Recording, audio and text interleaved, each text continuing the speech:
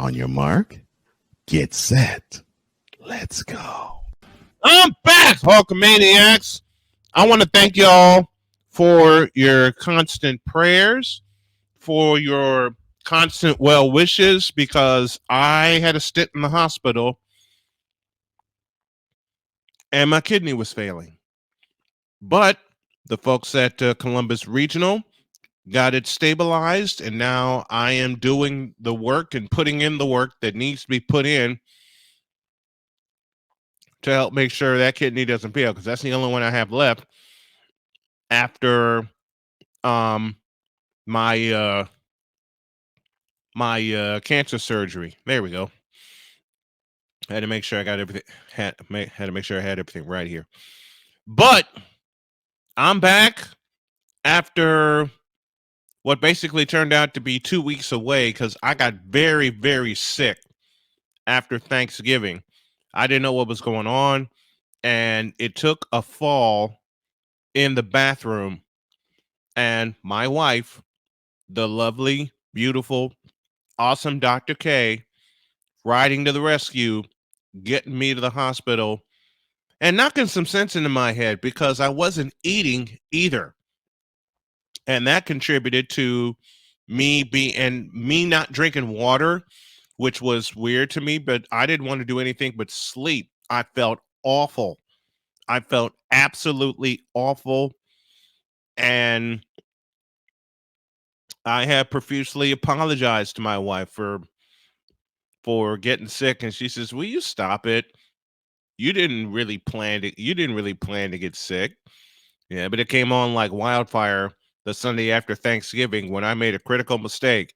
I did the Colts game versus the Buccaneers, but I didn't have any water. All I had was Coca-Cola. And I think that sent me down the spiral, and also, as I said, knocked some sense into my head. And my wife is really helping me get it together, but it's up to me also. I've got to put in the work to stay healthy, because I promised her a 50th anniversary celebration, and damned if I don't live up to that promise. So thank you all for staying with me. Thank you all for loving me and accepting me and my family.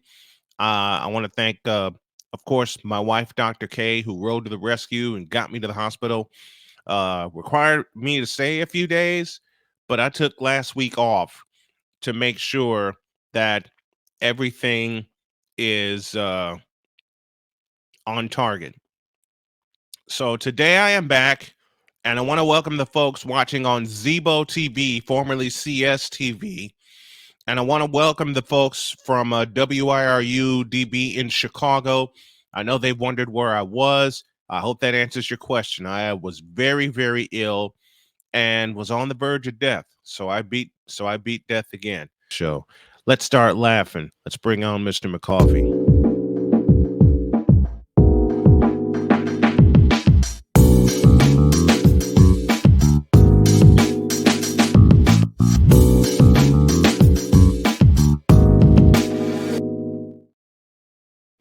He's back. Ryan McCarthy is here. Good morning, sir. He's not happy. Why, Cole? Why? And look what Victor put in the chat.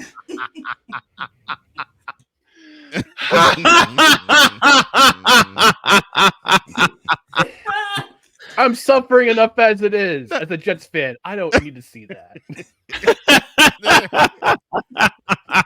Well, you do remember there's a bar for those who are unaware. There's a bar in Milwaukee when Aaron Rodgers was traded from the Packers. Well, not traded, but yeah, traded from the Packers to the Jets. That they promised that after every loss that the Jets would accrue, they would serve free beers all around. And so, I hope in lieu of the unfortunate circumstance, yeah, it probably did. But in lieu of the unfortunate circumstance of yesterday's game, I'm doing this in tribute to the Jets 2023 season. Tribute. You know what? Let's go ahead, Ryan. Let's go ahead. Let it all out. Let's read a nut. I want to know this though. How does a team go from scoring 30 points in one half to going goose egg the next game? How is that possible? I can I'm flip that frustrated around, for you because of that. Same. I can flip that around for you if you want me to. You know something? How about a team who couldn't score at all and lost at home 3-0 and then dropped 62 the very and 4 days later? 63. 63. 63. Yes. 63. Yeah, But 42 in one half. Oh, Yes. by the way, I'm gonna get to that in the second hour. Don't forget. I ain't forget. I'm gonna get to that one in the second hour. we got In a the lot of things. limited time that I have. Ryan, the floor is yours. Take it. Okay. Okay. Your thoughts, sir. All right. Well, I first want to start off with some positivity. So I gotta give a shout out to 3 local teams in the capital region. University of Albany football got to the FCS semifinals for the first time in program history. Congratulations to Greg Gattuso, who should be FCS Coach of the Year, but they give it to that guy in the coach at South Dakota State. Mm-hmm. But neither here nor there. I get it. An unbeaten record trumps a first-time conference champion and a first-time semifinalist in the FCS. I get it. They Whatever. always undefeated though. They ain't nothing new. It's dumb. It's for dumb reasons. Anyway, secondly, the Albany Firewolves National Lacrosse League team, 3-0 for the first time since coming to Albany. They didn't win their third. It went 3-15 last year. They didn't win their third game until the 15th game of the year. No, they already. And now they're 3-0. Wow. Now they're 3-0. They lead the entire NLL. They restructured things this year where there's no conferences this year. It's all one. It's all one big standings. So that should increase competition. So far, so good. They're aggressive. They're fast. They're scoring in bunches. So congratulations to them on their 3-0 start. And thirdly, the Adirondack Thunder. They are in first place in the ECHL's North Division for the first time since November 3rd, 2019. 4 years. 4 years. And they're a New Jersey Devils affiliate. They're the ECHL affiliate of the New Jersey Devils. And ECHL is fun because I had a chance to cover the ECHL when I lived in Greensboro, North Carolina. Their Swamp their Rabbits? team, no, this is 1995. Oh, the Growl. The Greensboro Growl. Yeah. Yeah. And they had a standing rivalry with the Charlotte Checkers when the Checkers were in the ECHL. In fact, those two played in a playoff series. And it looked like Charlotte was going to come out with the series win. Matter of fact, let me do this correctly. If my memory serves me correctly, it was Greensboro and Charlotte. Here's what I'm looking for: playing in a Game 7.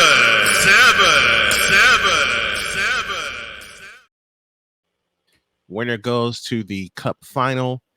And all the workers at Greensboro were so happy that Greensboro trailed 3-2 with less than a minute remaining because they're thinking, and the young lady I was with at the time worked at the Coliseum. They're thinking, okay, it's going to end. The season's going to end. We wrap things up and get the hell out of here. Wouldn't you know it? With 5 seconds left, Greensboro tied the game and sent 16,000 people into a frenzy. Yep. And so here's my hope part where I laughed at her when she told me what happened, and I said Greensboro's going to win in overtime, and it won't take long. And she said, "Don't say that." I'll say it again. Greensboro's going to win in overtime. 95 seconds in, they get the game winner and advance to the Cup finals. Nice. And all right, now Ryan, for the main event. Yes. And yes. I will set the stage for you, sir. There we go. Damn it, that damn delete button. I love it. I love it. Never ending delete button because I love it. I love it. There are quite a few people who I'd like to delete from the New York Jets, both coaching and roster wise. Go, Ryan. Go. Floor is yours. Go. Congratulations to the New York Jets on 13 consecutive playoff. 13 consecutive seasons of not being in the playoffs. It's been 13 seasons since a playoff game.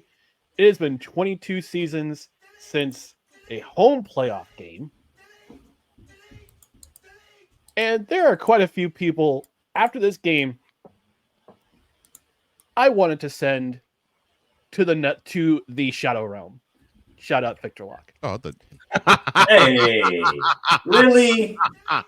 That's for basketball. Hey, the Shadow Realm works. Hey, the Shadow Realm works for all. The Shadow Realm works for all sports. All right. It is a universal place. The Shadow. So yes, there's quite a few people I'd like to send to the Shadow Realm.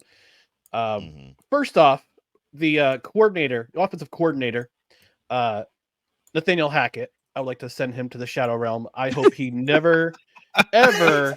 You can't send him to the Shadow Realm. Back to this team after the season. You can't do it because needs to be there. Oh Lord. May I continue, please? So, Nathaniel Hackett. See you later. Passing game coordinator, Todd Downing. Bye. Quarterbacks coach, Rob Calabrese. Bye. Offensive line / run game coordinator, Keith Carter. Bye. To the Shadow Realm, you go. Because in 10 of these games, in 10 of these games this year, the Jets have scored 1 touchdown or less. Ouch. 1 touchdown or less. Let me set that up properly. Bitch, are you for real? Yes, Dolomite. I am for real. 10 games, Horrible. 1 touchdown or less. I don't think But I'm not surprised considering that this is what we saw last year when Nathaniel Hackett was the head coach of the Broncos. So I got to ask, is it, and I'm going to propose a rhetorical question. Is it coaching? Is it talent? Or is it both? It's both in my mind. Because we've had to live through ineptitude of coaching where they're either afraid to be aggressive or they are predictable. Yesterday, they were predictable. Or they're just straight inept. Very much. And they're inept, for sure. And the fact that we had to have 11 different offensive line combinations. Let me repeat myself. Dang. 11 different. That many in the season? Offensive line. Jeez. Yes, that much turnover. That is that much roster turnover. You look like you didn't see that happen last year. Wow. 11 different combinations. And I won't be surprised if they have another combination next week because where's Dwayne Brown? Where's Roger Saffold? They're stealing money right now. They're sitting on your bench on your inactive roster. They're inactive from week to week. They activated Dwayne Brown a couple weeks ago so he doesn't miss the rest of the season.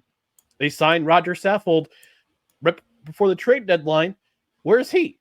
Where is he? Is he not? He's not physically ready yet. Like, what's going on? What's going on with this talent? With this team? Please tell me on the offensive line. And the quarterback's room. Don't get me talked about that quarterback room. Personally, I think you saw Zach Wilson for the last time in a New York Jets uniform yesterday. Because, and let me give you the comedy of events that happened with him. So, Comedy? Yes, the comedy of events. The tragic comedy of events. So, at halftime, you learn, Zach Wilson's being treated for dehydration. Concussion. Oh, dehydration. Okay. No, wait. There's more. Okay. Then we're being told he's being treated for a neck injury. Then we're being told he's being treated for a non-concussion head injury. And then we learn he's in concussion protocol. Yeah, he's off for the rest of the season. The Jets done. didn't know exactly. No, the Jets I didn't know know. exactly how they were going to announce. Well, we're really going to just sit him for the rest of the year. They didn't know what lie to come up with, They and did they this came up 4 with weeks that one. ago. They did this 4 weeks ago when they sat him on the bench and just told him, okay, you're going to be inactive. You're going to be the emergency quarterback for the next X amount of weeks. Yeah, Then we they saw thought what that- Tim but they- Boyle did against Miami. Yes, And then we they still saw, thought the then we Jets saw had- what Trevor the- Siemian did. Like Mhm. they just could have said they treated him for concussion protocol because he did get hit. But the Jets thought they Oh, still he had got a smacked chance in to that make the first play where playoffs. I think he got concussed on that sack when he allowed that fumble on the 1 yard line. Yeah, he got hit. He got hit. Hard. He got Hard. hit hard. And when your offensive line is allowing at least 3 sacks for every Zach Wilson start, Yep. this is a That's problem. not good at all. This is a problem. No, it's not. And we keep hearing that Joe Douglas is this amazing evaluator of talent, and his job was to build the offensive line and make it deeper. Okay, make it deep. Make it deeper with guys you can plug in immediately and fulfill the role that you need to do. Kai Becton, I don't think he's coming back. Nope. He's not. I think you'll see probably. And I'll give credit to Jake Asman for his astute observation for this. So when I say love Jake. Jake is cool. Jake's awesome. Jake's an awesome dude. He almost came to Albany. Worked for the ESPN affiliate there. Really? But Mm. yeah, but Yeah, COVID 'cause hit. I had him on my show 2 years ago, and he's awesome to talk to. He knows Yeah, his and stuff. now he's blown up on the Jets creator with his YouTube channel, and he does appearances with ESPN New York every so often. Mhm. But he said this yesterday. He says, I see 2 guys on the offensive line returning next year. Joe Tippmann and Elijah Vera Tucker. And You said Elijah two? Vera Tucker is awesome when he's not suffering. He's not going to Denver and suffering a catastrophic injury. Right. Otherwise, he's excellent. But they're the only 2 guys that I agree with him. I see the Jets maintaining next year, which means that Joe Douglas is going to have to rebuild this offensive line over again. They're going to have to rebuild the quarterback room because only Aaron Rodgers is going to stay next year. And from the one look you saw of him yesterday, just looking up in the sky and saying, "What was that?" When Trevor Siemian threw this ball into absolutely nowhere, what's going on? And I for all the things you see with Aaron Rodgers being buddy with Nathaniel Hackett and the Jets bringing him in, I don't think even he believes in Nathaniel Hackett anymore. Mm-mm. That's not So- what I'm hearing on Tuesdays. Whoa. That's not what I'm hearing on Tuesdays. Wait. You actually believe that Politicians do a lot of things. You actually Yeah. believe that the biggest proponent of Nathaniel Hackett has basically just said, "I give up on the guy," I think so. and that's really the only voice that really would keep him there. Wow. Exactly. Okay. Yeah, I think this locker room is broken. Between the defense, and it's happening I again. agree with you there. It happened last year between the defense and the offense. And the defense basically said to Zach Wilson, "To heck with you," after that loss in New England. And Yeah, defense is it's they're being happening asked to do again. Too much. They're being the defense. They is being are. asked to do too much. I've said this. This is a championship level defense, and Mhm. they're being wasted. They're being absolutely wasted by ineptitude on offense, terrible personnel decisions, terrible roster mismanagement. I don't know what Robert Saleh is doing. Yeah, he's an incredible defensive mind, but oh boy, when it comes to offense, he is Game just managing, not. not so much. Yeah. No, game managing, not so much. And I wouldn't be surprised if they said at the end of the season to Robert Saleh, "You tried. I mean, he might get a pass because of the Rodgers thing, Yeah. but think about this: Mm. their record after the bye week is atrocious. In 2021, they were 3-9. Last season, they were 1-7. And this year, they're 2-6 after the bye week. And that includes 5 consecutive losses. Damn. So, yeah, this is just terrible. This is terrible. And I'm so apathetic to football right now because the Jets have stolen my joy. And the minute they look competent on offense, they look like they're going to do something and produce points and be a competent on offense, all of a sudden it takes 10 steps back. One step forward, 10 steps back. That's how it's been during the Zach Wilson era. That's also how it's been during the Joe Douglas era. I can't remember in this era, in the last 5 years, watching a worse game than what I saw yesterday. I can't. Even during the Adam Gase era, and that's it didn't get this bad. It didn't get this bad. The butt fumble, not the Adam Gase. Good lord. I don't know. Nothing beats the butt fumble. Or Rich Kotite. I don't remember. Rich Kotite year. Kotite era. Was it Kotite that got victimized by the fake spike? No, that's Pete Carroll. Pete Carroll. That was Pete Carroll. That was Pete Carroll. Oh my gosh. Wow. Yeah. And then they lost, I think, another 5 after that, and then he was let go, and they brought in Rich Kotite. Oh dear. So I put the blame. I don't put the blame on Joe Douglas. I don't put the blame on Robert Saleh. I put the blame squarely on the shoulders of Woody and Chris Johnson for being unserious owners since they took over the team in 2000. Sell the team, guys. Please. End this misery for Jets fans. Sell the team to somebody who actually cares, who's actually serious about winning, who's actually serious about bringing the title to New York, and then take your money and just go to your private yacht and have fun. Delete. All right, I'm done.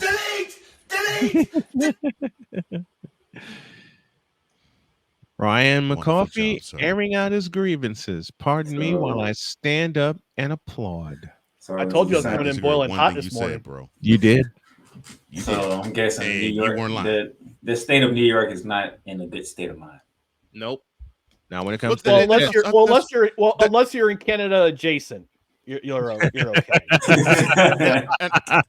and I was gonna say, well, at least now you can join Wise because he checked out of all things NFL week 1 first Sunday. Yeah, after the first Sunday night football week game. 1. Yeah, he checked out after week 1. This is the thing that kills me. I'm on a panel right now with 3 guys who saw their teams win yesterday. Right. And by the way, Cole, it was especially delicious to see the Texans beat the Titans in their Oilers uniforms. Thank you, sir. Cole Johnson's going to be coming in hot after the break. Finger licking good.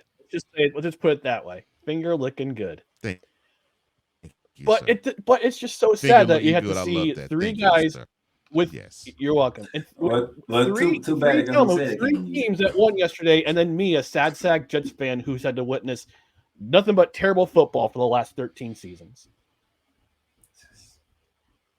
So, hey, we had some down times before Kyle Shanahan came in and John Lynch came in. So I know how you feel. Well, it made you feel any better. I had to go through the Jeff Fisher era. I went through 5 seasons after Jim Harbaugh. Hey, that's one thing me and Cole got in common. We both had to go through the Jeff Fisher era. Oh gosh.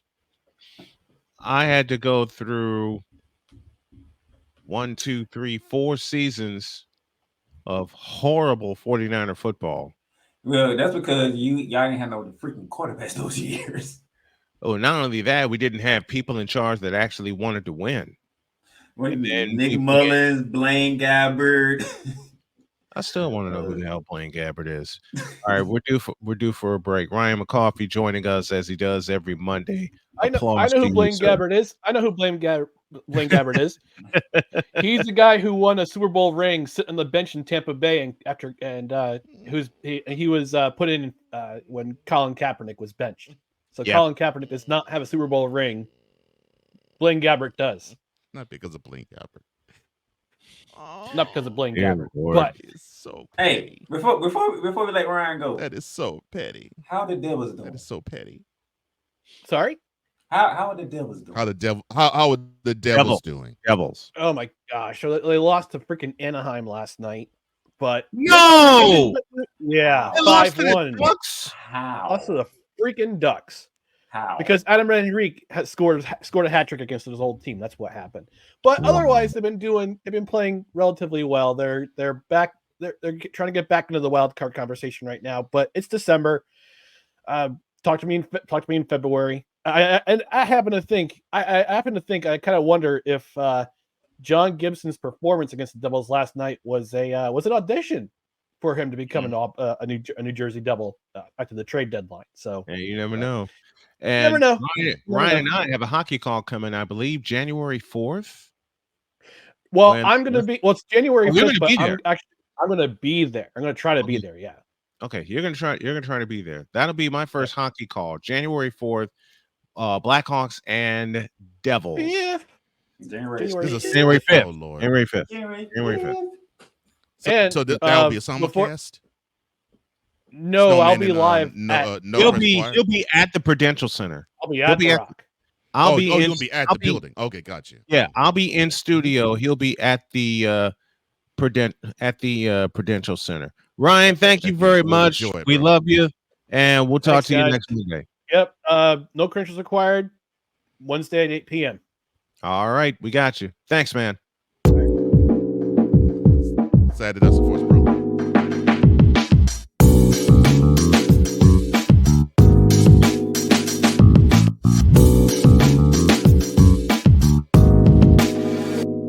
Folks, if you missed what happened yesterday in Nashville, Tennessee, and no one Cole Johnson is here with us this morning because Mondays he's usually swamped.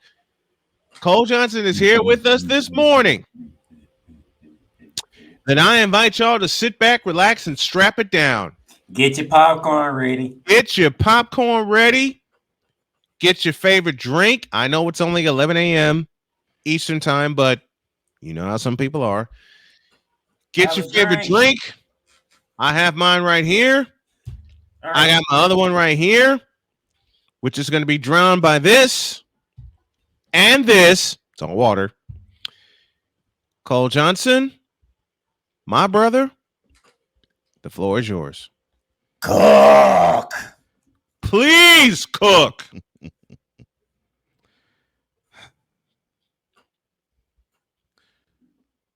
So I had a wonderful birthday, and this goes back to April, and it was a wonderful day. And I enjoyed myself, and it was great. But come the very next week, I had to understand something. Yeah, the source of my consternation came, and it was due to the fact that yes, I live in a city where I rooted for the team that I now so thoroughly despise. Well, the team is known as now the Tennessee Titans. They were the Houston Oilers, and then they were the Tennessee Oilers for a couple of years. They were itching to want to bring back the beautiful Love You Blue, Columbia blue, and white uniforms. But the current owner of the team, Amy Adams Strunk, and yes, I'm not mispronouncing her last name, it is Strunk, she did not want to unveil the whole uniform until the helmet could be utilized. And the reason why it couldn't be, it was because it was an NFL mandate that teams could only have one helmet. Well, during the offseason this past year, they struck that from the books. They said, okay, you can have as many helmets as you like. Well, that opened the floodgates, and now Mrs. Shrunk now wants to unveil the Oilers uniform from head to toe. That's right, the white oil Derrick helmet, the Columbia blue jersey, the white pants, and the striped socks. She wanted to unveil it for 2 times in the season. And it was announced then. The first time it'll be unveiled, it'll be against the Falcons, and then the next time it was going to be unveiled, it was going to be against the Houston Texans. And so then I waited until later on that month, well, when it was revealed that the Texans and the Titans were going to play in Nashville December 17th. And so my mouth was all tuned up for hash. I was like, now this is the time that I want to see the Titans go down to the uniform that they do not deserve to wear.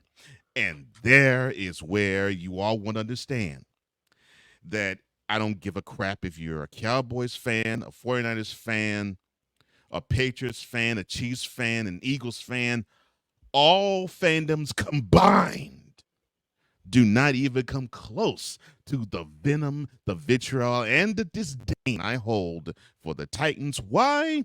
Because of K.S. Adams. I do not call him by his nickname, K.S. Adams, because he got in his feelings back in Houston when he did not have the right stadium, but he actually put himself in the stadium, signed a lease that he did not want to sign, and then he wanted to move the team to Jacksonville back in 1987, and then Harris County placated him and built suites around the Astrodome, and he decided to hold off on moving the team until 8 years later when he and the mayor at the time in Nashville shook hands quietly, almost as quietly as when the Mayflower rolled off of the Baltimore sites when they were no longer the Baltimore Colts, but they were becoming the Indianapolis Colts on that snowy spring day in 1984. Oh, yes, the anniversary of that, the 40th anniversary of that, is coming in 3 months. But I digress. Yes. You rolled quietly. You shook the hand of the then Nashville mayor. And all of a sudden, we should have been adorned with, oh, KS actually did the thing. You fool! Well, Now, people don't understand why we as Oilers fans have such a disdain toward KS. So you have to understand something. You see, this is the same chump that after the 1972 season, when they went 1-13, and he saw on horizon coming up that the WFL was going to be competing, and that they followed that season with another porous one as well, that the all season following that one, because it was competition, he decided to raise the ticket prices. Stop it. Get some help. That is what you had to deal with this idiot. And we're not even getting to the mid-90s when he screwed the pooch. That was in the mid-70s. This was before the Love Your Blue era started. This was before they drafted Earl Campbell. This guy has been an absolute dumpster fire ever since he has owned the team. And he's been a coddled, spoiled brat even to the grave, which he passed away 10 years ago. This chump decided to ruin all of my father's and my generation of feeling tied to the Columbia blue, the red, and the white with the oil derrick. Because for those who understand, the reason why, of course, the team was nicknamed Oilers was because, well, oil is huge in Houston. And was huge in Houston. Now it's the energy. But it was huge in Houston, and it was a nod to the oilmen who dug for oil. And that's why the name was there. So, of course, the name does not stick with Nashville because Tennessee's not really known for oil. Nashville's not known for oil either. But Houston is. So you have the identity tied to the team, and they leave. And they leave because of greed. And they leave because of ego being bruised and hurt. So fast forward to this year. And now they threw on throwback jerseys before with the Oilers. But they decided to actually have it all adorn their players' bodies this year, and they were ready because they had. Oh my gosh, this pisses me off. They had the promotional junket and tour called quote the Oilers are back close quote. I don't think you heard me. The Titans promoted what the throwback jerseys were going to be from head to toe, Oil Derrick helmet on down. Quote, the Oilers are back. Close quote.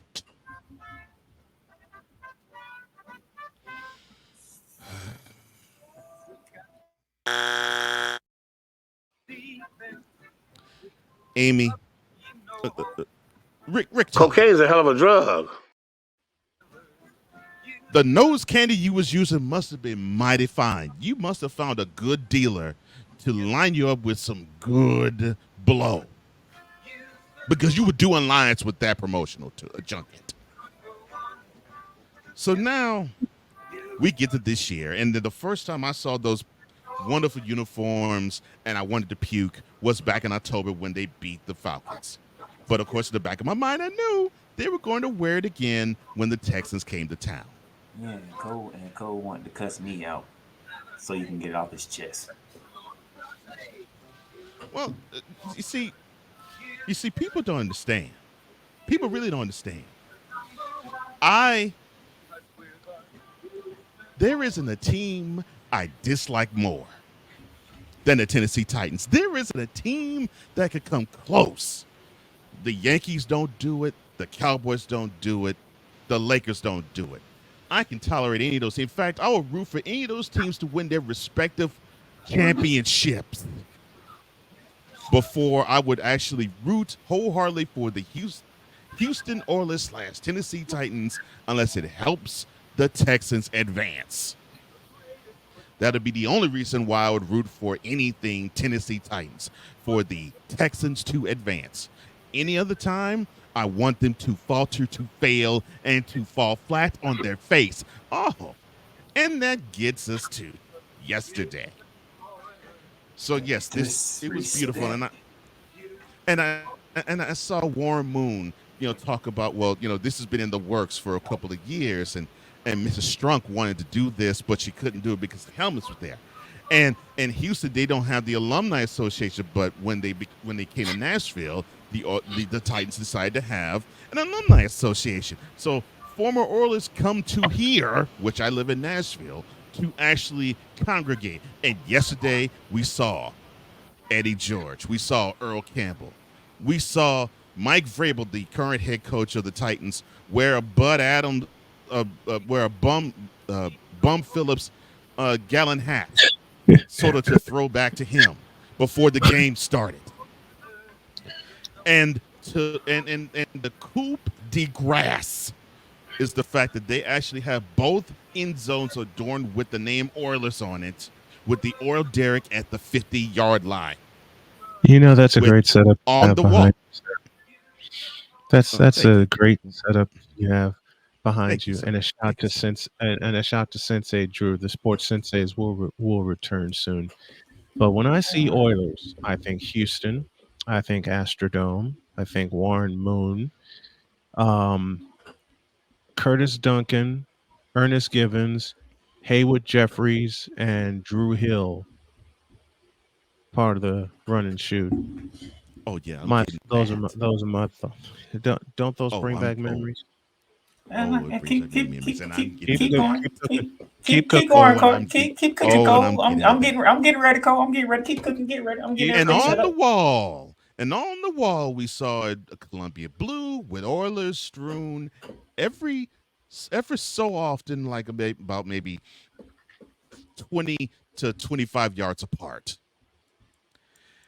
And I'm seeing Nashvillians wear the Columbia blue jersey, and they don't really know the lineage of this team. And what irks my nerves, I've been to Nissan Stadium. They have a Ring of Honor Is it where a it piece of trash has. like it look? Is it a piece of trash like it looks like? Well, see, you got to understand. You have to understand. K.S. Adams built it, so whatever K.S. built, it's a piece of trash. Now, say no more. Say no more. Strewn all over the lower part of the upper deck of Nissan Stadium is the Ring of Honor for the Titans. Oilers. But most of them are Oilers greats. The only ones that really weren't would be Frank Wycheck, the late Frank Wycheck, the late Steve McNair, Eddie George, and I can't remember Javon Curse is on there, but he wasn't when I went to the stadium. But Javon Curse part of the Titans. Yeah, I don't think he was part of the Oilers. He was part of the Titans. No, he wasn't part of Oilers. He was part of the Titans. I was naming Titans. That's on there. Mm-hmm. But most of the rings of honor. Was George Kevin Mason on there? No. Derek Mason. Derek Mason. No, he wasn't. And Derek Mason wasn't as big in Nashville. He got actually bigger because he became the head coach of Vanderbilt. But I digress. How about Bruce Matthews? I'm getting to that. The names that I saw on the awnings: George Blanda, Evan Bethea, Robert Brazil. Keep going. Earl Campbell. Keep going. Warren Moon. Brad Childress. Mike Munchak. And yes, Bruce Matthews, who played a few years as a Titan, but he played many more years as an Oiler. He was an Oiler. But I consider him more an Oiler than I do a Titan. And of course, Bum Phillips' name was on there too. God, and even Jerry, there was a Jerry, and there was a Jerry Glanville mention on it too. Now that is the Ring of Honor in Nissan Stadium. Outside the stadium, you see murals. You see murals of Wycheck and George and McNair, obviously. But you also saw murals of Earl Campbell, of Warren Moon, of I think it was a Hayward Jeffries mural, and a Ernest Givens mural, and a Drew Hill mural outside the stadium. And Nashvillians don't really have a tie to this team. They don't know.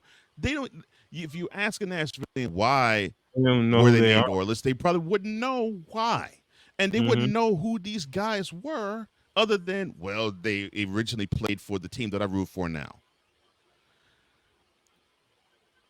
All of these greats are supposed to be celebrated with the team that wears the uniform that currently adorns the team that owns it. Oh, yeah, I'm about to go. Down memory lane. Take it. Because here is the skinny. You have all of these greats that congregate to Nissan Stadium, and they did yesterday. And you had the team wear uniforms that they don't have a tie to and a connection to, but people like me do. And I heard so many idiot NFL Today fans say, well, I don't know why you're having issues with the Titans wearing Oilers uniforms. They own it. That's not the point. And they also have idiotic things to say, such as, well, the Texans get out in their feelings. I was like, it's not the Texans that are in their feelings. It's the city of Houston. It's a big difference. Plus, they did not wear those uniforms in Nashville. Now, they did wear them in Memphis. It was a little tweaked. They did wear them in Memphis, but they wore all whites. They never wore the Columbia blue until they got to Nashville. I digress. We get to yesterday, and when the Titans were up 13-0, oh, you'll enjoy this. Oh, you'll enjoy this, sir, Mr.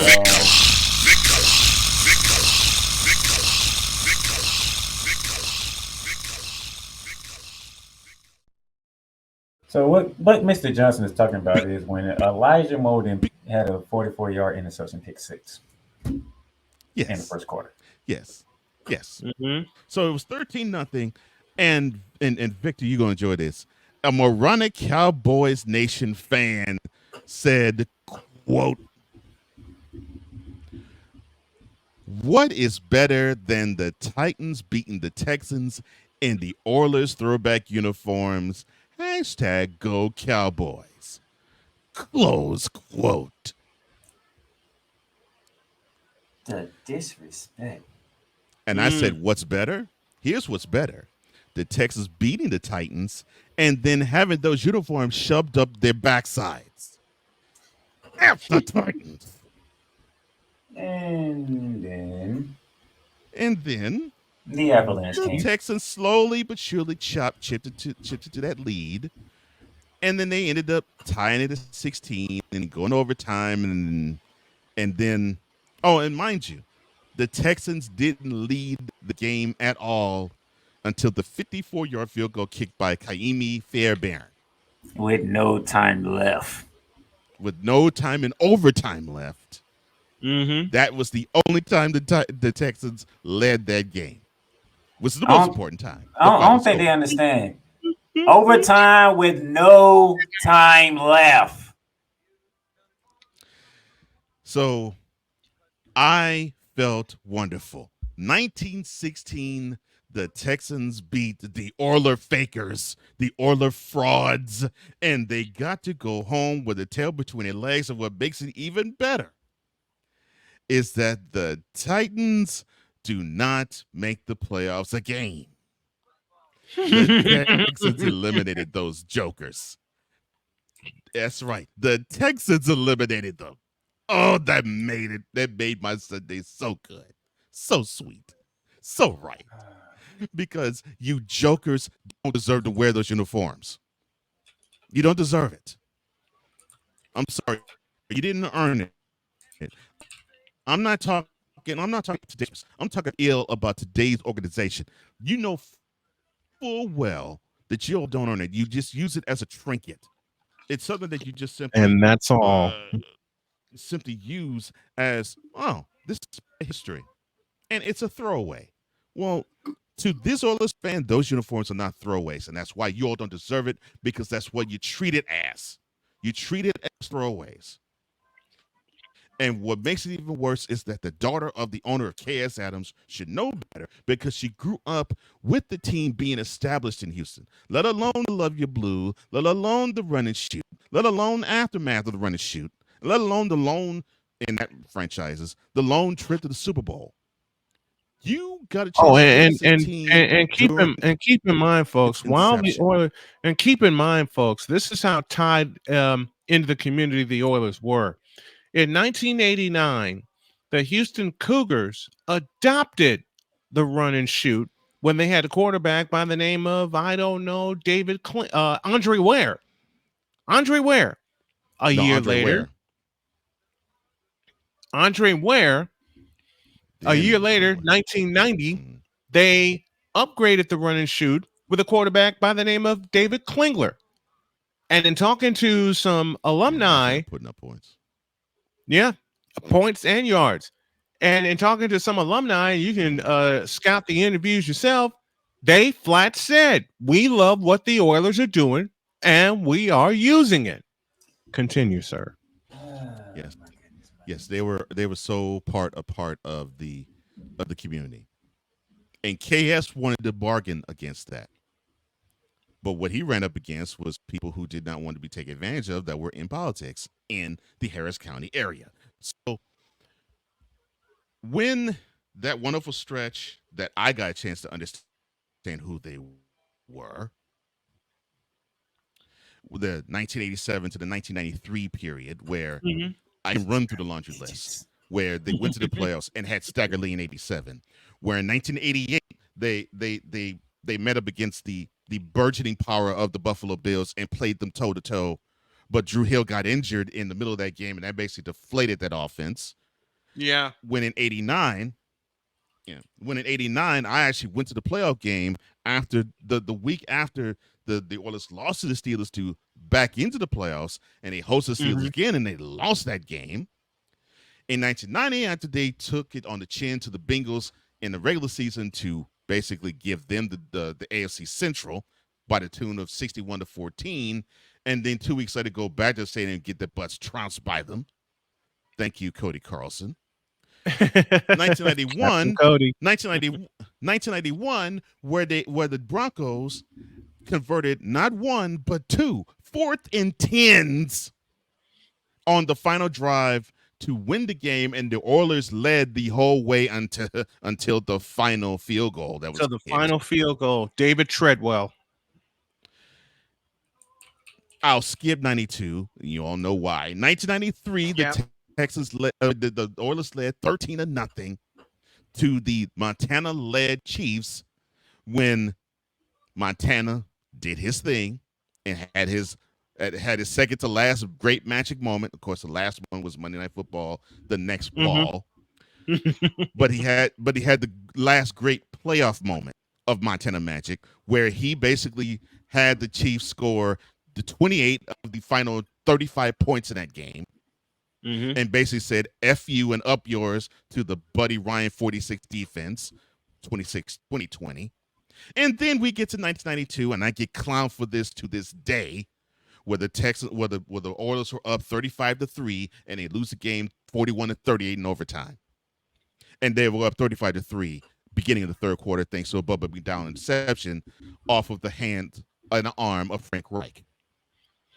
And then we aid in having him have the biggest college football comeback and the biggest NFL football comeback in the history of the sport. Shout to Charlie Jones and Todd Christensen, who were on the call for NBC that fateful afternoon in January. Two of the best. So I witnessed that. I witnessed that. My fellow Houstonians witnessed that. The Nashvillians have not, because it is all rosy, because it's about, well, the miracle, the Music City Miracle, and the time they actually beat the Jaguars the third straight time that same year 2 weeks later, and just being over one puny little yard short to win or at least to tie the Super Bowl. You see, they have those memories, and they have the memories where McNair tied with Manning to win the MVP, and they have those moments where they've had the close but not quite. Well, the close but not quite predates them being in Nashville. So you had that stretch. You had a fan base that was tired of it, and you had a fan base that was getting tired of that, getting tired of KS, because he pulled the same move that Jerry Reinsdorf pulled 4 years later when he said to the Bulls, quote, "I don't care if you win a championship, the summer '98, we're breaking the team up," close quote. God, I remember that. Well, KS 4 years. Well, KS 4 years before said, quote, "I don't give a crap if you win the Super Bowl. 1993 is the last year the team that you see is going to be presently constituted, because we're breaking this crap up." Close quote. So now you got the gist of why Houstonians were just sick of, not necessarily the Oilers, but they were sick of KS, because he was always pinching pennies, he was always crying broke, and he was always holding the fans' feet to the fire, and he was always screwing the fans out of money. So you got to understand, that is the hatred from which all of this is built. Because Houstonians don't hate the Oilers, they love them. I know this because I grew up having a picture of Earl Campbell and Warren Moon on my wall. Love them. Love them. KS, on the other hand, no. And there's still times I look back to the 1979 divisional round game when they went to San Diego and they were woeful underdogs because Dante Pastorini was injured, and a little-known BYU quarterback named Giff Nielsen started. And although he was not the star, Vernon Perry was, because he picked up Dan Fouts 4 times in the game, and they won 17-14. And then In the 1979 AFC Championship game, he started off things picking off Terry Bradshaw and returning, I think it was 65 yards for a 75 yards for a touchdown, and that was really the only lead the Oilers had because the refs wanted to screw him out of the game. Yep. 17-10, Steelers up. Passerini on the Steelers, I think it was the 10, threw a beautiful corner touchdown pass to Mike Renfro. He dragged both feet, but the ref said it was incomplete. Out of bounds. Because they said he was out of bounds. So the Oilers had to settle for a field goal. 17-13, and the game ended up being 27-13. Steelers advanced to the Super Bowl, and they won their 4th in 6 years. You see, But that catch was the Titans game. fan. You see, Titans fan don't know that feeling. They don't know, even in that season, the Thanksgiving before, where basically Earl Campbell solidified his MVP season by just simply tearing up the Cowboys. Mm-hmm. They don't know that the year before that the announcement of Earl Campbell being the guy was announced when he went for 199 yards and rushed for 4 touchdowns. They don't know that. They don't know the pain that it was that the Oilers were the second best team in the late 70s, but the best team just so happened to be in their own division. They don't know that pain. Mm-hmm. They don't know the pain of. They don't know the pain of having defenses that were in the 80s and early 90s, and they don't know the pain of the offense that was powerful, but they simply could not push in the end zone. They don't know that pain. I do. Mm-hmm. Many of my friends do. And so when I saw the Titans put on the Oilers uniform, those memories flooded back into me.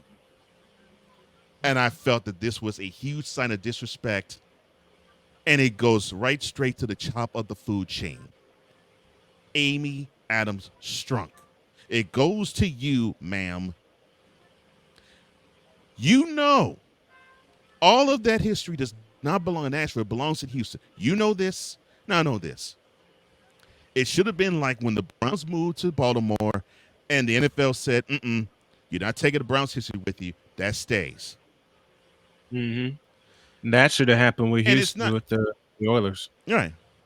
And I think it's a similar situation with the Colts, where yes, the Colts name moved, but the history remains in Baltimore. Yes. Now it doesn't, but it's not tied with the Ravens. It's just the history of their own. Houston doesn't have that. The history of the Oilers is in Nashville because Mrs. Strunk owns it. You know better. You lived in the city. You were amongst the community, along with your father. You know that it does not belong in Nashville. It belongs in Houston. So this is how I feel as I close. Dear Tennessee Titans, give us our uniforms back, you cheapskate clowns. Don't you ever think you can represent one of the best eras of the NFL being the flat-out frauds that you are. More than the Eagles, more than the Patriots, more than the 49ers, more than the Cowboys, more than the Chiefs, more than the Packers, more than the Steelers, more than any of the fan base that you can name. All of those teams and their fan bases combined, all the other 30, don't hold a candle to the disdain I hold for your bargain basement organization. So with all the compassion and love I have in my heart, you can take stealing a beautiful part of Houston that you have for the past 25, almost 30 years, and you can straight up shove it. I hope you enjoy wearing those Columbia blue uniforms, especially now that you have an off season to prepare for starting today. Sincerely, an Oilers fan forever who loves Houston and who hates the Tennessee Titans. Now take that in your pipe and smoke it.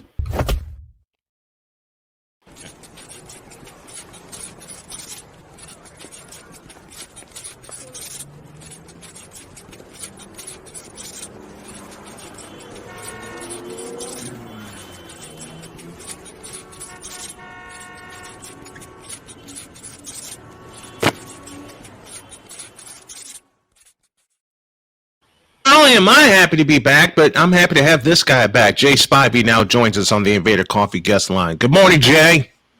Good morning, sir. How are you doing today? I'm doing fabulous. How are you doing? I'm doing great. Good. Can Good. I just go ahead and get it started? Because I will start this one off because I'm bringing back that 49ers show. I'm going to tape it tonight, and I want to shut Cam Newton up. So we'll touch this one. We'll make it short. I'll have a lot more to say when I do the show tonight. define short. Less than 5 minutes. Jay, Yeah. you heard what Cam Newton said about Brock Purdy. I'll see the floor to you. That one just Brock Purdy. He said about This guy's an adult. Again, the guy has not thrown past 20 yards, and that's being kind in the last 5 to 7 years. Yet he wants to rip Brock Purdy for no reason whatsoever. What did Brock Purdy ever do to him? He put Josh Allen in that category. He put Dak Prescott in that category. He put somebody else in that category. So I can't remember. For what? Never has no rings on any of his fingers. None. And I'm not counting all. Auburn doesn't count. Auburn does not count. Yeah, we're talking Super Bowl. We're talking Super Bowl rings, and there were a couple of highlights I saw of one Cam Newton during the regular season, his MVP year, as a matter of fact, against the Giants, where he tried to hand the ball off. It got fumbled, and he dove away from the play. He most certainly did, because he was afraid of getting himself hurt. Yep, he did not die. He did not dive for the ball, so he's got no reason. He's got no reason to talk whatsoever about who's the game changer and who's the game manager. And then he had the unmitigated gall to say, "quote They're not winning because of him." Has nothing to do with him. They stink. I mean, hold on. You just can't go at Cam Newton for that. That's And a I'm lot of telling people you, who have said that. I did not watch much of it yesterday, but what I did watch was on Red Zone. Anybody who paid and or watched that entire game yesterday in Bank of America Stadium in downtown Charlotte should be paid themselves for sitting there the entire game, because it poured the entire game. Mm-hmm. Cole Johnson. And they watched two horrible football teams play for 3 hours. Cole, who was that team? And how that did- when the Titans 97. wore their throwback uniforms? Who did And first order? I don't think the stadium was even, judging from the pictures I've seen, It wasn't even. I don't know. I don't know. No, it wasn't $4. The ticket was $4, and it wasn't packed. The entire No. The lower level had very No. few people in. Yeah. Right. Yeah. No, they were no. It was actually said, and this Those was are actually the true. real. They were actually trying to sell tickets for 45 cents. Friends who don't care at all. They just like them because they're in Charlotte or North Carolina or South Carolina. And yet, these idiots on the Falcons team lost. Just a moment. Jay, finish your thought for me. Those are the fair weather fans don't count. But the ones who sat there for 3 hours yesterday, and then probably some of them tailgated for well longer than that, they ought to have an award for them yesterday. Now I don't understand. I've been to a million games in my life with any number of sports. I don't understand the people who sit in the top row for no reason. Move down. Yeah, I don't understand it either. Playmaker, go.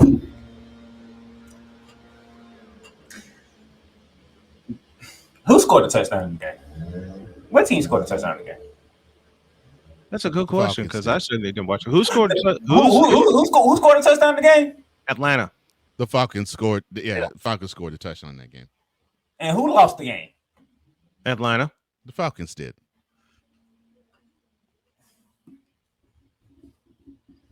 Well, I mean, look, Is Arthur Smith going to get fired too now? Because look in the waning moments, they were in the Panthers red zone part of their territory, and Ritter decided to throw a pick.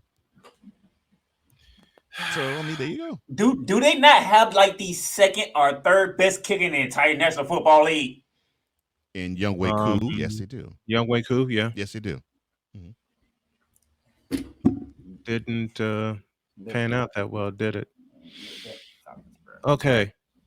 Good morning to Above the Ring, Jonathan Watson, Sick Diggy joining us, the dangerous man himself, Cool McCain joining us, and Peter Andrisani. I hope I said that right.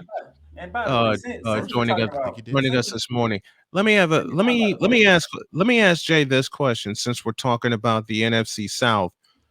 Does anyone deserve to win that division? And yes, same No, with them, it's Victor. terrible. But unfortunately, the way they do the brackets, whoever wins the division will get the 4th Someone's gonna seed. win it. whoever wins the division get the Dallas And Cowboys. then 4 either gonna play the Eagles or the Cowboys. Yeah, exactly. Yeah, they're gonna either the Eagles or the Cowboys. Speaking of the Cowboys, actually, the more important destination is they get to host them. yeah, they get to host them. Speaking of the Cowboys, Jay, that loss wasn't just taken on the chin. A few teeth came out from Rich Stadium yesterday. They I need that soundbite from the smacked Mets. yesterday. They absolutely got smacked. Jay, the As floor is yours. As Mike McCarthy said in the press conference yesterday, he said, I can't figure out the difference between home and road because they lost to the Cardinals in Phoenix. How? Yeah, They how? look bad then too. And got blown out by the Niners, Eagles, and Bills on the road. Mhm. Blown out. But yet they blew out the Eagles in Dallas. And also, the Cowboys allowed more than 200 yards on the ground That against the team Bills. shouldn't be just like they blown did out by against the anybody. There's Cardinals. way too much talent on that team. Wait a minute. Wait, did you say, Cole, did you say the Cowboys allowed more than 200 yards on the ground yesterday? 266 on the ground. Yes. Wow. Yes. That is true. 266 on the ground, 175 of them to James Cook on the ground. Not He didn't say Josh Allen. On the He ground. did not say Josh Allen. He said James Cook. Yeah. James he Cook. He said James Yep. Cook. James Cook got 175 Cook. of their I 266 think he had almost yards 200 that the himself. Bills gained on the ground against the Cowboys. Yes, he Mhm. almost had 200 by himself on the ground. Oh, and On the the receiver ground. touchdown that day. So Jay, what does this loss do? Jay, what does this loss do for the Cowboys? Not just for their confidence, but for they did clinch a playoff berth. Good morning to Sports for You. They Thanks clinched for the playoff joining us. berth before they played the game. They clinched the Yeah, berth before they the game played started. last night, they took the clinched it. field. Yeah, if they clinched the berth before they played. But I've said this all year long, and I will continue to say it until I see different. It is feast or famine with the Cowboys, Jay. I'm going to be interested to see how they play this week. They play Miami this My week. fault. Miami, I don't know how legit Right. Miami really is other than their record, Yeah. but I do. I mean, I don't think anybody really wants to play the Bills if the Bills make the playoffs, but True. No. Miami has handled the Buffalo pretty well this year. So I'm going to be interested to see how that goes this week when they play Dallas. Here's what I'm Now, interested. if Dallas loses again like they did yesterday, then we'll have to have a talk because I'm sure you know how little I care about all the stupid talk shows in Dallas that talks about them nonstop. Right. I am sure it's nonstop Oh my Cowboys. gosh, it is horrendous. I don't It care. is horrendous. Being there, it is horrendous. You know what's It's bad? horrendous. I'm Being a member. there is horrible. Gentlemen, you know what's bad? I'm a member of the Sportscasters Talent Agency of America. And I have to tell you, with all the job leads that come in, I can honestly tell you in the last 4 weeks, 3/4 of them, guess where they came from? They came from Dallas. Yep. They came from the Dallas Metroplex area. Sports Talk hosts needed 105.3. Sports Talk hosts needed 105.3. Two problems. One, I ain't going to Dallas. And two, there were only part-time offers. It's just this nonstop Cowboys talk on every show in the world. I couldn't do it. I And couldn't do it. And in the winter and spring I'm and sure off all the season, talk they shows talk on about whatever them network then too. That's all they're talking about. Mm-hmm. They Meanwhile, talk about does them then Does too. that network start with an F and ends with an X? Man, it's I don't know how you can consider them a serious challenger for the Super Bowl when you just get blown out 4 different times on the road this year. yeah. And the first one occurred at Levi Stadium, and they called that a revenge game. And I don't know what Mike McCarthy was trying to prove yesterday, but why was Dak Prescott in the game yesterday? Why? I don't know. I mean, they were down. They were down at one because point. he only threw for 134 yards. Mm-hmm. 31 something like that. So And he's in the game. And Jay fired the Arizona Cardinals, right? He's gonna have to get hurt. Well, remember, what's gonna happen if he gets hurt? They're royally screwed. That's what's well, remember. Well, remember, Dak Prescott is on an MVP. He's on the MVP tour. Been used in the NFL this year. Mm-hmm. That's part of the reason that the play has been so horrible in the NFL this year. And I've told y'all many times over the last 2 or 3 years, quarterback play in the NFL is terrible, awful, and it's the worst coach position in any position of any sport. Mm-hmm. Now you look at the better team, the teams, even with teams with backup quarterbacks this year, the ones with the better backup quarterbacks are playing well. Look at the Browns. Now he's not at his height of playing, but Joe Flacco is actually playing pretty well. Yeah, he does have a Super Bowl ring. Mm-hmm. Now the Browns, as much as I crushed them for signing Deshaun Watson, and deservedly so. Yeah, we both do. Let's stay in Ohio. Let's talk about the Bengals and they backup quarterback. Flacco's playing quite well. Jake Browning playing well. Jake Browning had extra motivation, as I talked about earlier. The Back of the Bench podcast joining us this morning. The Real Fresh channel joining us this morning. Thank you both. His former team. Thank you both for joining us. Man, Jake Browning had extra motivation against the Vikings when he said they shouldn't have cut me. Oops. Right. Oops. I guess that Josh Dobbs experience is long gone, and now they're using sorry Nick Mullins. And you know how bad Nick Mullins is from the old 49ers days. Yes, I do. I'm very familiar with Nick Mullins. Mullins stinks. To say the least. Now you know it is bad they're turning to Mullins and have to say, Joshua, you did good, but you got to go on the bench. He's not even the backup. Nope, he's the emergency QB. No. He is the absolute emergency QB, which is bad. That's what happens when you bring in a new guy and you put him in the line of fire right away. Say it again, Jay. 2 weeks ago, he was the toast of the town. Yeah, he was. Yeah, he was playing backyard football.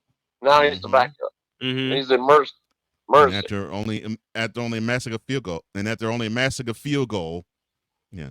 And after amassing only a field goal, it's like, yeah, I think we've had our use of you to the bench. Mm-hmm.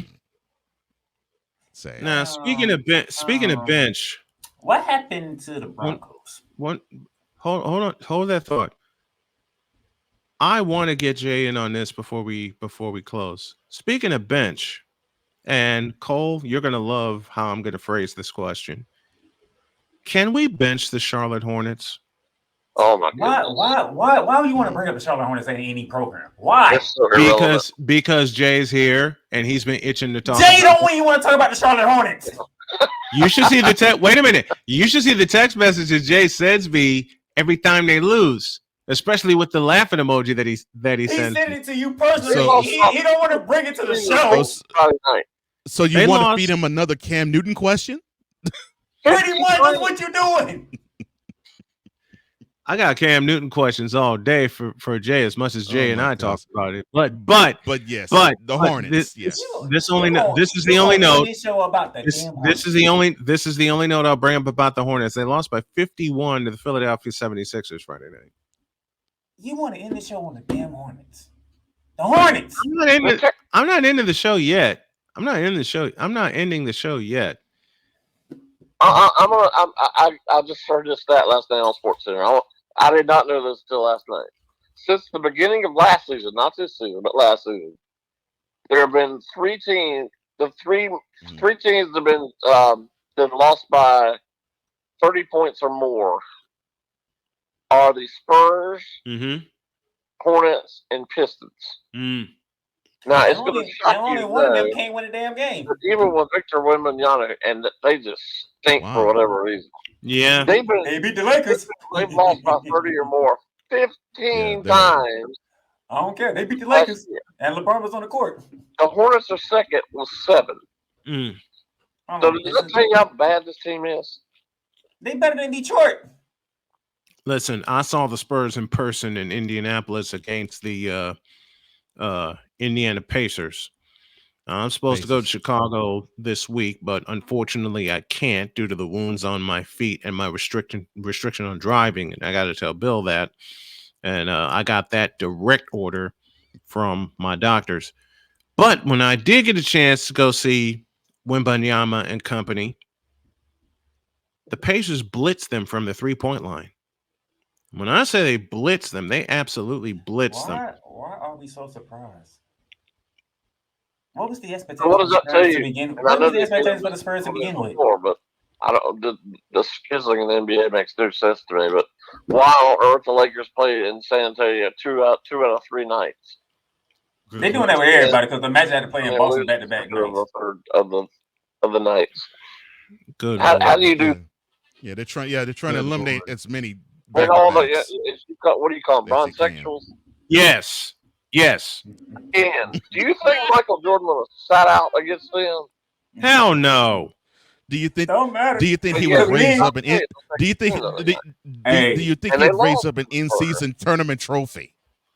Hell no. I can tell you this: me and Cole was having a fun time laughing at the Lakers losing to San Antonio and having the San Antonio break that whole story. We gotta go. And he most certainly wouldn't allow the Bulls to raise a stupid flag up in the draft. And that's the best they're gonna get. That's the best gonna get this year. Our stat of the day brought to you by Cricket Wireless, the official wireless company of Snowman Multimedia. And I wanted Jay to be here to hear this, and I wanted you guys to hear this. I heard this a few days ago. You know, the 49ers have thrown the least passes in the league, and yet they have the second most passing yards. What is easy when one team don't know what number 19 is at? I do. You know, they always talk about whether Purdy or McCaffrey should win MVP, and I'm not knocking either one of them. They're both having great years. Yep. But in my opinion, their most valuable player is Deebo Samuel.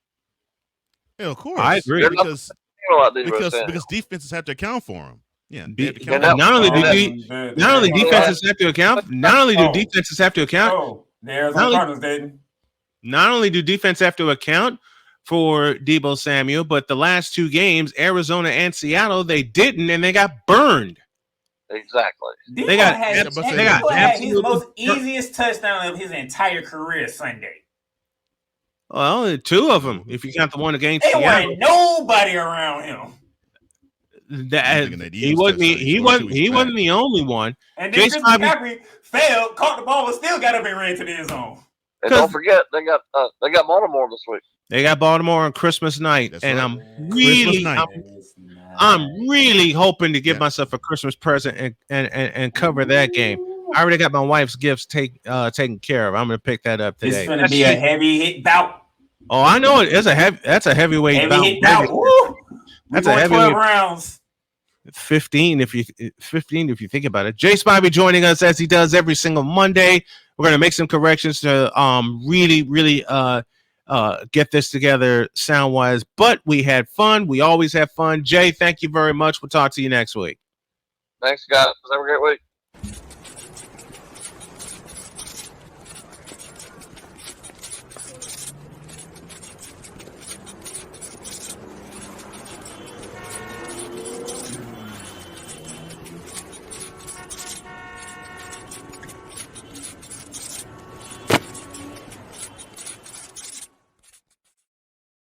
And that's all. Have a great day. God bless. Remember to make your next move your best move, and always remember, if your dreams don't scare you,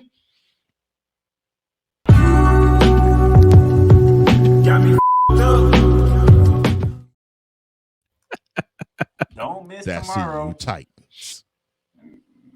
Don't miss tomorrow. Cole has a laundry list for me to go off on.